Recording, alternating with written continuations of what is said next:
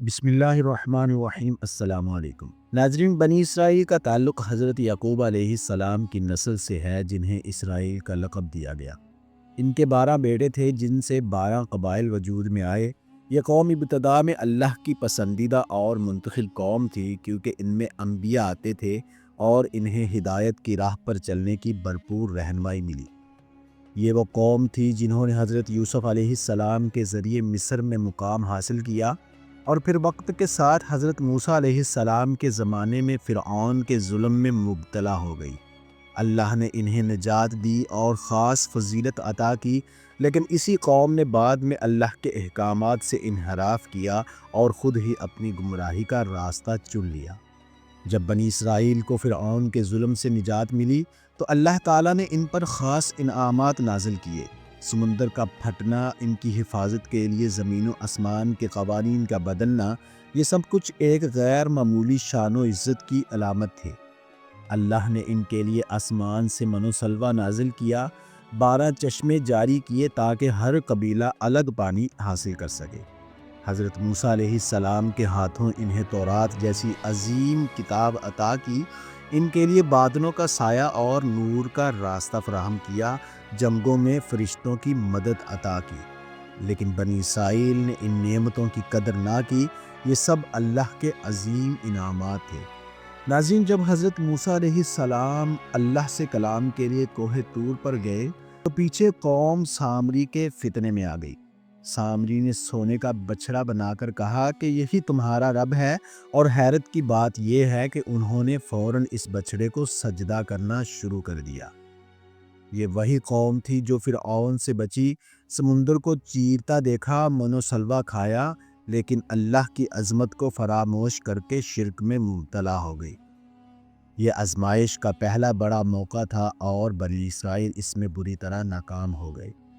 اللہ تعالیٰ نے انہیں حکم دیا کہ فلسطین کی بابرکت سرزمین میں داخل ہو جاؤ، جہاں ظالم لوگ بستے ہیں، لیکن تم کامیاب ہو جاؤ گے۔ مگر ان قبیلوں نے کہا، اے موسیٰ، ہم ہرگز داخل نہ ہوگے جب تک وہ لوگ وہاں موجود ہیں۔ تم اور تمہارا رب جا کر لڑو، ہم یہیں بیٹھے ہیں۔ یہ وہ الفاظ تھے جنہوں نے اللہ کے غضب کو دعوت دی۔ نتیجتاً بنی اسرائیل کو 40 سال تک بیابان میں بھٹکنے کی سزا ملی۔ اس عرصے میں ایک نسل ختم ہو گئی، نئی نسل تربیت پا کر ابھری۔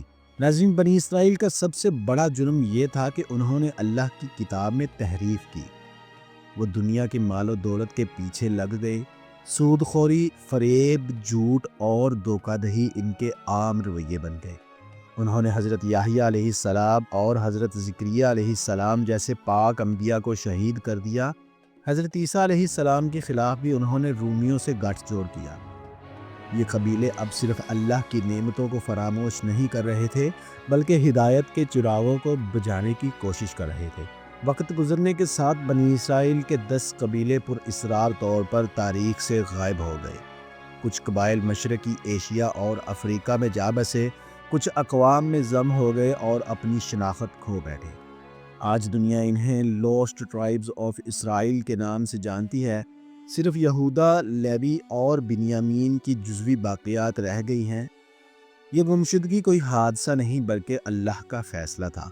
قرآن مجید میں بار بار ذکر آتا ہے کہ اللہ نے بنی اسرائیل پر لعنت کیوں بھیجی۔ اللہ کے نبیوں کو قتل کرنے پر، اللہ کی آیات کو جھٹلانے پر، دین کو تجارت کا ذریعہ بنانے پر، حلال کو حرام اور حرام کو حلال کہنے پر۔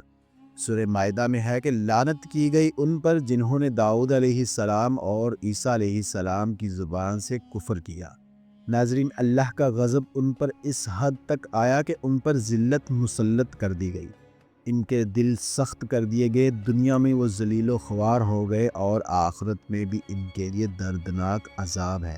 یہ تمام واقعات صرف تاریخ نہیں بلکہ تنبیہ ہے کہ اگر امت مسلمہ بھی اللہ کی نافرمان ہو گئی، اگر ہم بھی دنیا پرستی، فرقہ واریت اور علم کی بے قدری میں مبتلا ہو گئے، اگر ہم قرآن کو چھوڑ دیں اور دین کو کھیل بنا لیں، تو ہمارا انجام بھی وہی ہوگا جو بنی اسرائیل پر نازل ہوا تھا۔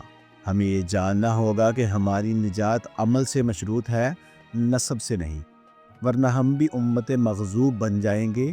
جیسا کہ سورۃ الفاتحہ میں اللہ نے فرمایا کہ غیر المغضوب علیہم ولا الضالین، اے اللہ ہمیں ان کا راستہ نہ دکھا جن پر تیرا غضب نازل ہوا۔